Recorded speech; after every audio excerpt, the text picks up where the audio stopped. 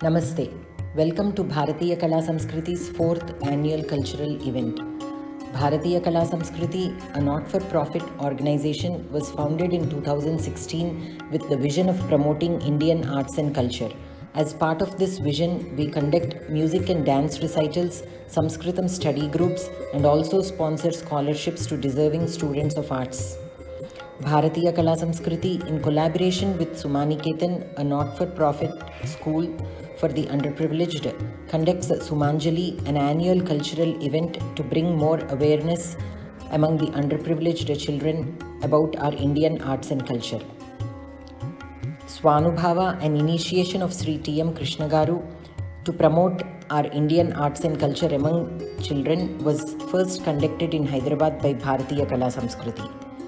Bharatiya Kala Samskriti has also conducted several workshops in the past 4 years in Carnatic music, music therapy and dance. Our sincere gratitude to all the volunteers, sponsors and donors without whose help and support this would not have been possible. We are very happy to have you all join us for our 4th annual cultural event. Thank you. Namaste.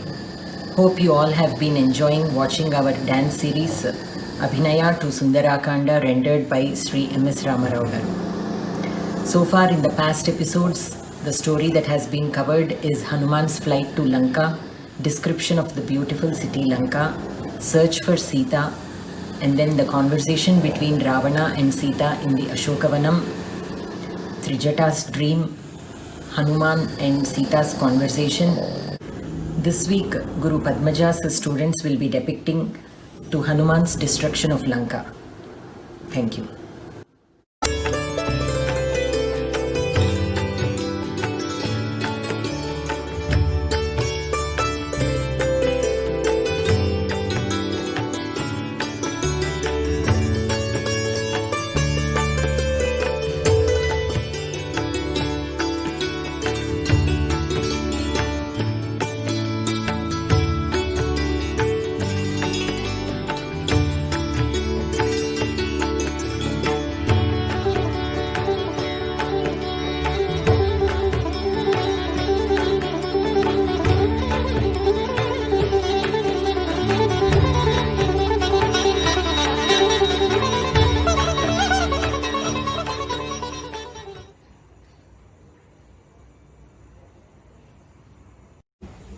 Om Shri Vighnarajaya Namaha.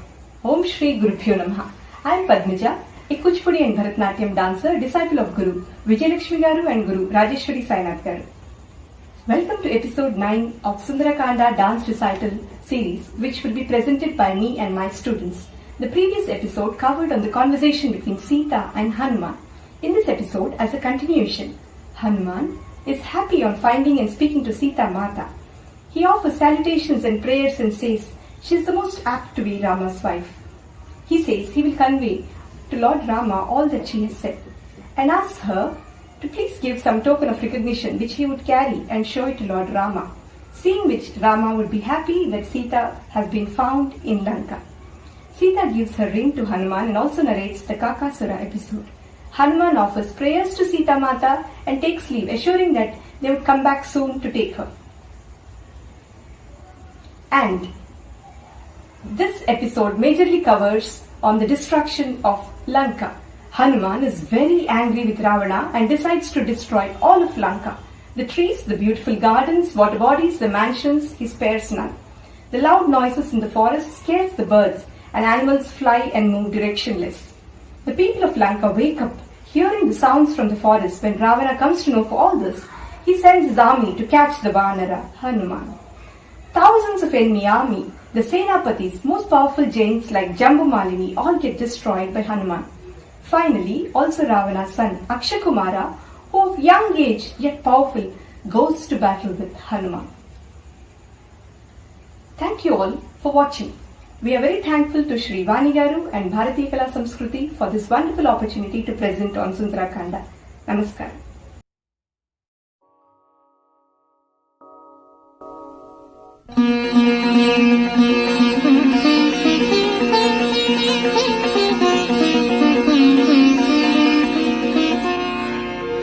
Shri Hanuman గురుదేవులు నాయద పలికిన సీతారామ కథ నే పలికెద సీతారామ కథ.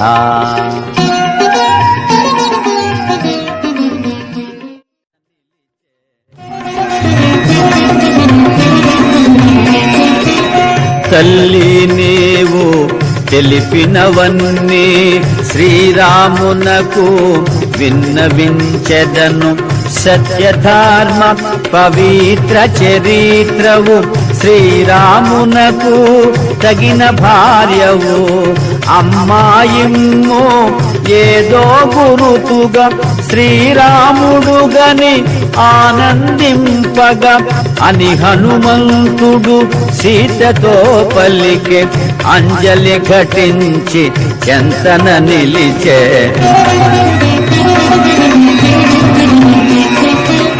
చిత్రకూటమున కాకాసురు కథ కన్నీరులుకగా గురుతుగా తెలిపి చెంగుముడినున్న చూడామణిని మెల్లగా తీసి మారుతి కొసగి పదిలముగా కొనిపోయి రమ్మని శ్రీరామునకు గురుతుగా నిమ్మని ప్రీతి పల్కె సీత హనుమంతునితో సంపూర్ణమైన విశ్వాసముతో.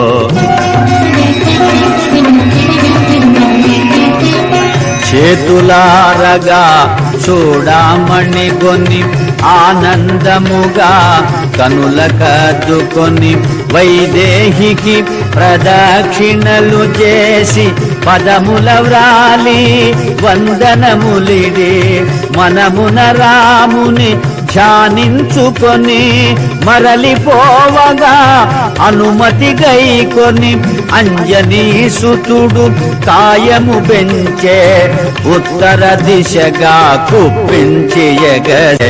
శ్రీ హనుమాను గురుదేవులు నాయన పలికిన సీతారామ కథ నే పలికద సీతారామ కథ.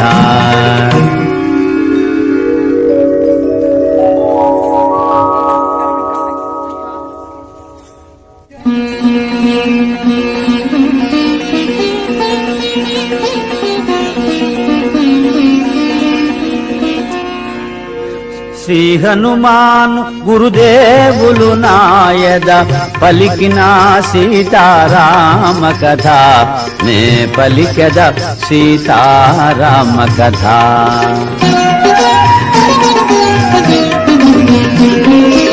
సీత జాడగని మరలిన చాలదు చేయవలసినది ఇంకను కలదు.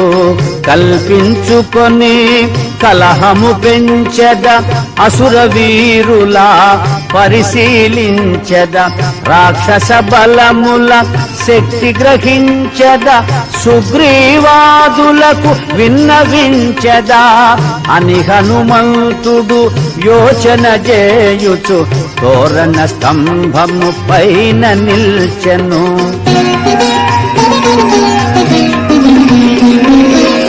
పద్మాకరముల పాడొనరించి జలాశయముల గట్టులు త్రించి ఫలవృక్షముల నేలను గూల్చి ఉద్యానముల రూపును మాపి ప్రాకారముల బ్రద్దలు చేసి ద్వారబంధముల ధ్వంసము చేసి సుందరమైన అశోకవనమును చిందర వందర చేసే మారుతి.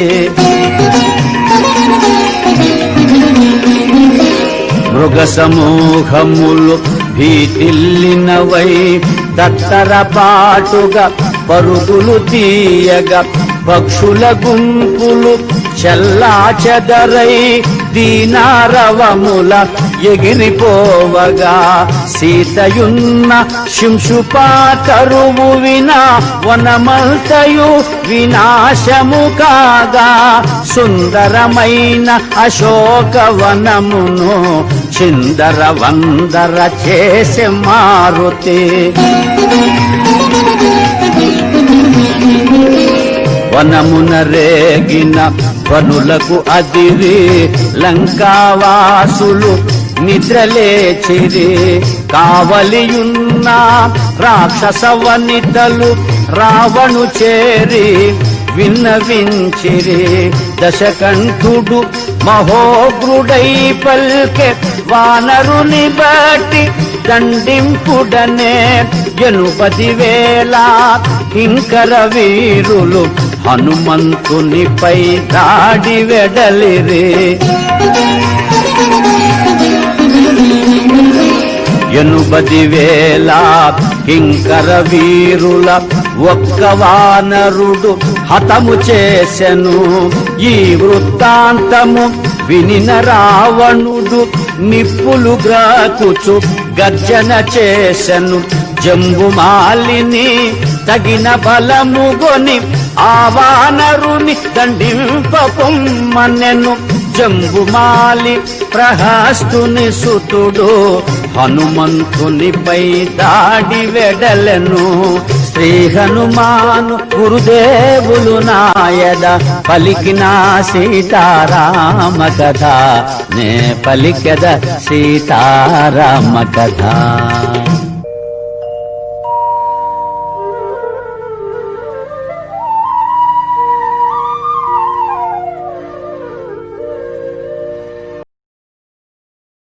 జంబుమాలిని సర్వసైన్యమును ఒక్క వానరుడు ఒక్కడగించెను ఈ వృత్తాంతము వినిన రావణుడు నిప్పులు గ్రాకుచు ఆజ్ఞాపించెను మంత్రి కుమారుల తగిన బలముగొని ఆ వానరుని దండింపగ పొమ్మనె మంత్రి కుమారులు ఏటురు చేరి హనుమంతునిపై దాడి వెడలిరే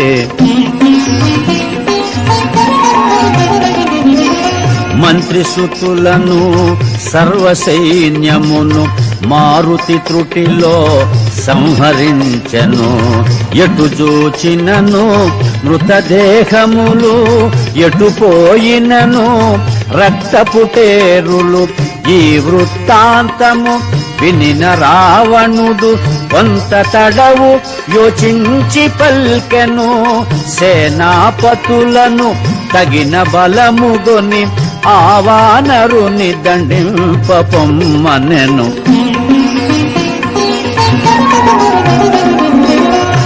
సేనాపతులను సర్వసైన్యమును పవన కుమారుడు నిర్మూలించెను ఈ వృత్తాంతము వినిన రావణుడు నిశ్చేష్టితుడై పరివీక్షించెను తండ్రి చూపులు తనపై సోకగా అక్షకుమారుడు దిటవుగా నిలువగా రావణుండు పల్కె కుమారుని గని ఆ వానరుని దండింపొమ్మని శ్రీ హనుమాన్ గురుదేవులు నాయద పలికిన సీతారామ కథ నే పలికద సీతారామ కథ